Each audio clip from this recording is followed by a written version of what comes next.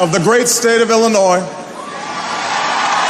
crossroads of a nation, land of Lincoln, let me express my deepest gratitude for the privilege of addressing this convention. Tonight is a particular honor for me because, let's face it, my presence on this stage is pretty unlikely. My father was a foreign student, born and raised in a small village in Kenya. He grew up herding goats, went to school in a tin roof shack. His father, my grandfather, was a cook, a domestic servant to the British. But my grandfather had larger dreams for his son. Through hard work and perseverance, my father got a scholarship to study in a magical place, America, that shone as a beacon of freedom and opportunity to so many who had come before. While studying here, my father met my mother. She was born in a town on the other side of the world, in Kansas.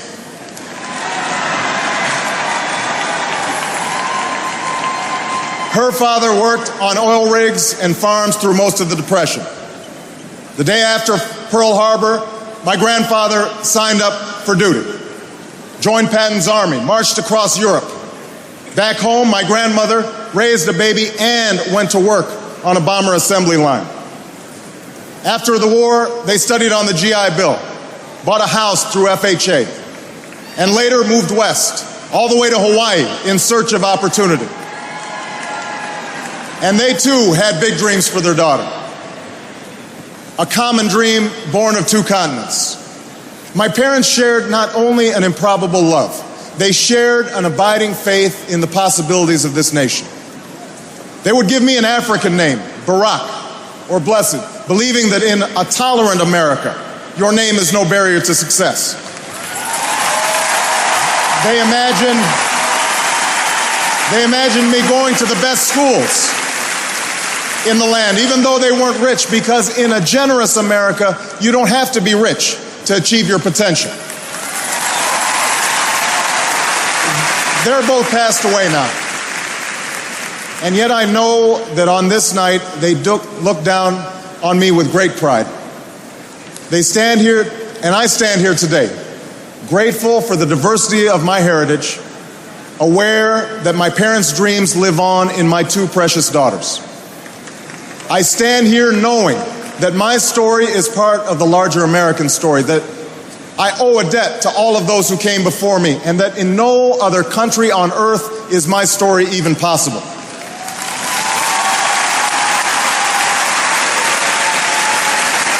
Tonight, we gather to affirm the greatness of our nation. Not because of the height of our skyscrapers or the power of our military or the size of our economy. Our pride is based on a very simple premise, summed up in a declaration made over 200 years ago. We hold these truths to be self-evident, that all men are created equal, that they are endowed by their Creator with certain inalienable rights, that among these are life, liberty, and the pursuit of happiness. That is the true genius of America. A faith in simple dreams, an insistence on small miracles, that we can tuck in our children at night and know that they are fed and clothed and safe from harm. That we can say what we think, write what we think without hearing a sudden knock on the door. That we can have an idea and start our own business without paying a bribe. That we can participate in the political process without fear of retribution, and that our votes will be counted, at least most of the time.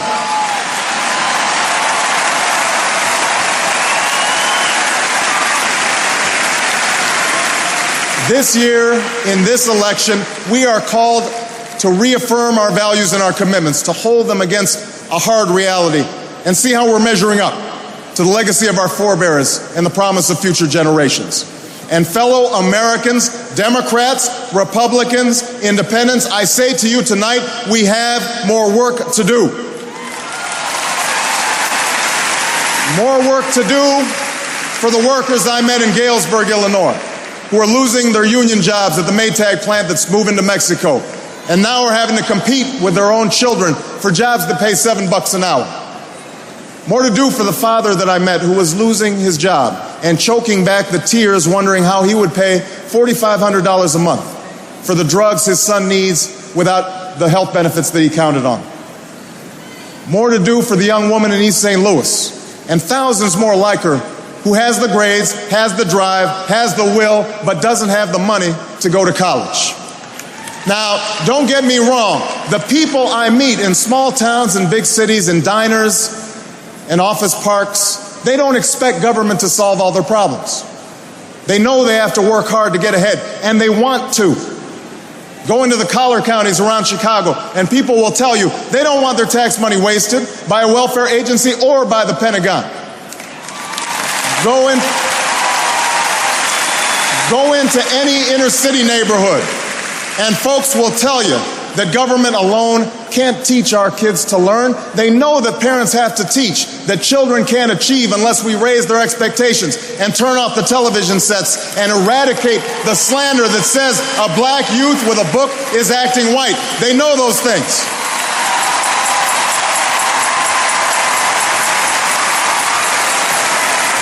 People don't expect government to solve all their problems. But they sense deep in their bones that with just a slight change in priorities, we can make sure that every child in America has a decent shot at life, and that the doors of opportunity remain open to all. They know we can do better, and they want that choice. In this election, we offer that choice. Our party has chosen a man to lead us who embodies the best this country has to offer, and that man is John Kerry.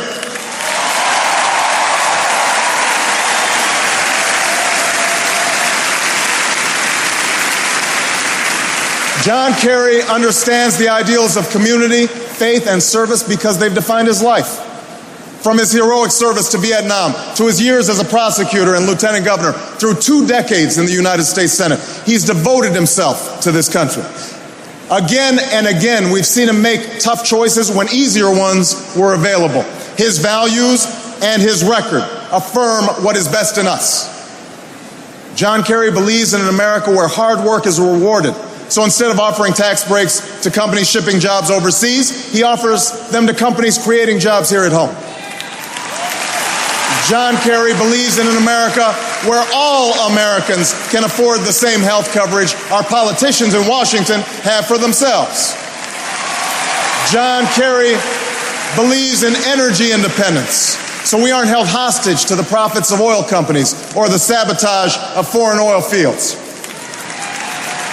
John Kerry believes in the constitutional freedoms that have made our country the envy of the world, and he will never sacrifice our basic liberties, nor use faith as a wedge to divide us.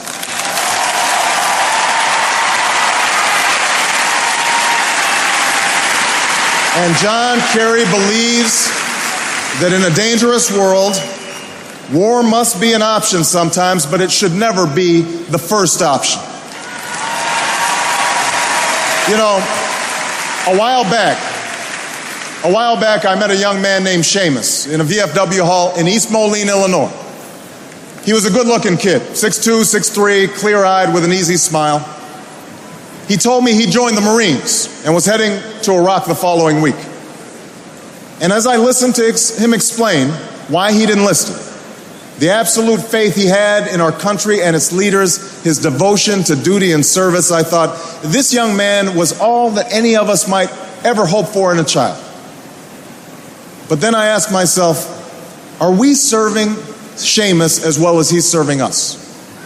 I thought of the 900 men and women, sons and daughters, husbands and wives, friends and neighbors who won't be returning to their own hometowns. I thought of the families I'd met who were struggling to get by without a loved one's full income, or whose loved ones had returned with a limb missing or nerves shattered, but still lacked long-term health benefits because they were reservists. When we send our young men and women into harm's way, we have a solemn obligation not to fudge the numbers or shade the truth about why they are going, to care for their families while they're gone, to tend to the soldiers upon their return, and to never, ever go to war with troops to win the war, secure the peace, and earn the respect of the world.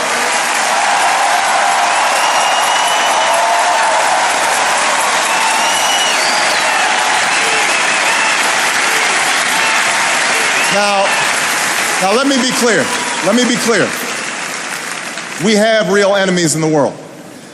These enemies must be found, they must be pursued, and they must be defeated. John Kerry knows this. And just as Lieutenant Kerry did not hesitate to risk his life to protect the men who served with him in Vietnam, President Kerry will not hesitate one moment to use our military might to keep America safe and secure. John Kerry believes in America. And he knows that it's not enough for just some of us to prosper. For alongside our famous individualism, there's another ingredient in the American saga. A belief that we're all connected as one people. If there is a child on the south side of Chicago who can't read, that matters to me even if it's not my child. If there's a senior citizen somewhere who can't pay for their prescription drugs and having to choose between medicine and the rent, that makes my life poorer even if it's not my grandparent. If there's an Arab American family being rounded up without benefit of an attorney or due process, that threatens my civil liberties.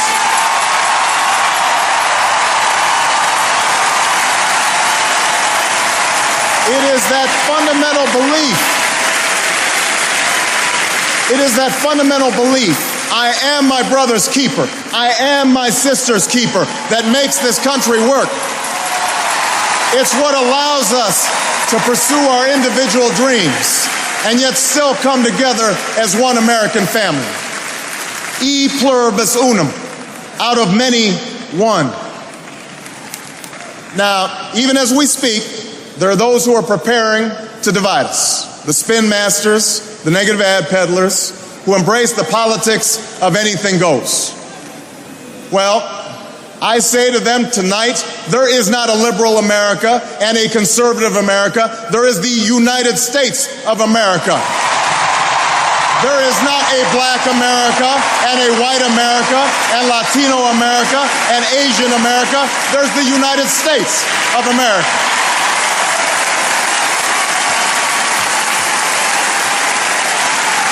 In the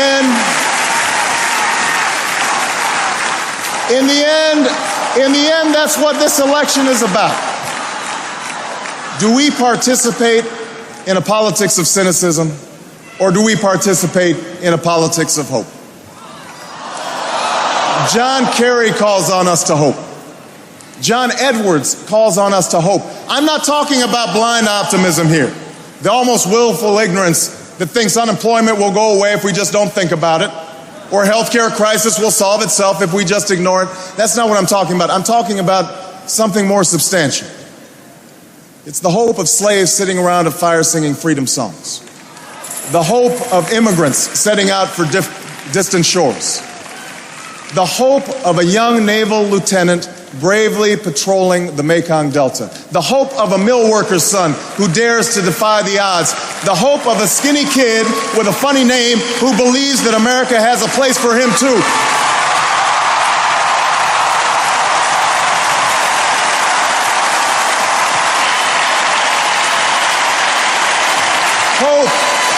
Hope in the face of difficulty.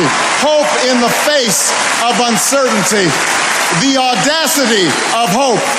In the end, that is God's greatest gift to us, the bedrock of this nation. A belief in things not seen. A belief that there are better days ahead. I believe that we can give our middle class relief and provide working families with a road to opportunity.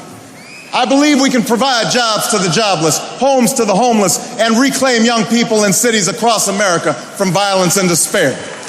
I believe that we have a righteous wind at our backs, and that as we stand on the crossroads of history, we can make the right choices and meet the challenges that face us. America, tonight, if you feel the same energy that I do, if you feel the same urgency that I do, if you feel the same passion that I do, if you feel the same hopefulness that I do, if we do what we must do, then I have no doubt that all across the country, from Florida to Oregon, from Washington to Maine, The people will rise up in November, and John Kerry will be sworn in as president, and John Edwards will be sworn in as vice president, and this country will reclaim its promise, and out of this long political darkness, a brighter day will come. Thank you very much, everybody. God bless you. Thank you.